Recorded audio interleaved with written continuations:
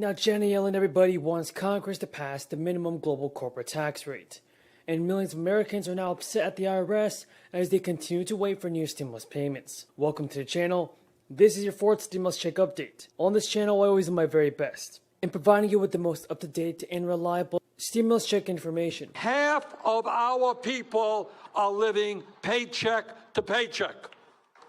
This is the wealthiest nation in the history of the world. Yet half of our people are working so hard, and at the end of the week, they've got nothing to show for it. And we got millions of other people in Vermont and Kentucky who are working for starvation wages. And on top of all of that, we have over 90 million of our people who are uninsured, who are underinsured, and cannot go to a doctor when they get sick. And 1 out of 5 Americans, unbelievably, cannot afford to purchase the prescription drugs their doctors prescribe. How insane is that? Despite an extremely competitive global economy, hundreds of thousands of working class young people are unable to afford college, and many millions more are struggling with outrageous levels of student debt. We need to make sure America builds that future instead of falling behind. We should build those vehicles and the batteries that go into them and the charging stations they're going to need, the 500,000 we're going to build across America. Here in the United States, we should be doing this. And look, if we get this done, we're going to breathe new life into our economy and our workforce, and we're going to breathe cleaner air at the same time. These are the kinds of investments that will get America back in the game and give our workers a chance, a fighting chance. Economists left, right, and center agree. Earlier this year, Moody's on Wall Street projected that the investments in these bills will bring us a higher GDP and additional 2 million jobs per year and lower unemployment.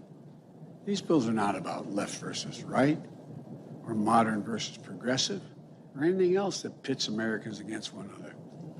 These bills are about competitiveness versus complacency. Competitiveness versus complacency. Opportunity versus decay. They're about leading the world, or whether we're going to let the world pass us by. The American people understand what's at stake here. They understand that when workers and families have a better shot, America has a better shot. Given half a chance, the American people have never, ever let their country down. Of women and girls to receive educations that they would have never received without the NATO presence, the allies, the alliances in Afghanistan. Now we cannot let that go, slip away.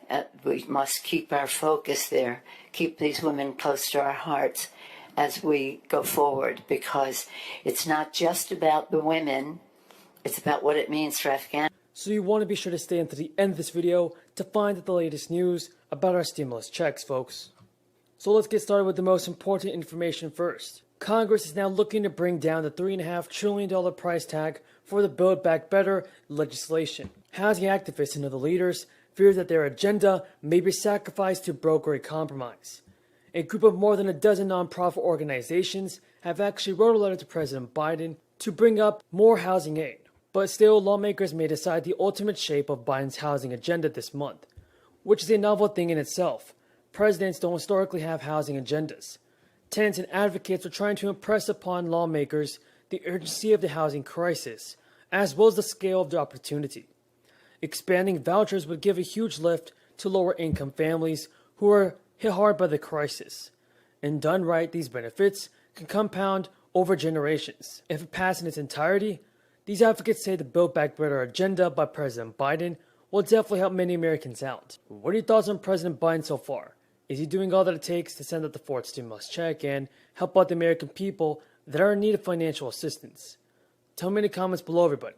So the IRS says it's on track to dig out the crisis-related backlog of tax returns for 2021 and 2020. Now, as of October 2nd, the IRS has 6.8 million unprocessed individual 2020 tax year returns, down from 7.6 million from the week before. The IRS had reduced the number of returns regarding special handling from a historical high of 9.8 million on May 1st. And plus, everybody, the Where's My Refund tool is really great if you're lucky, and it shows that your refund was approved or sent. The problem is if your return is stuck in processing, and if you're one of the million taxpayers whose return has been delayed, then the tool just tells you that the return was received by the IRS and nothing more. But the latest confusion is surrounding letters sent to 6.5 million taxpayers, telling them a notice of a 60-day appeal,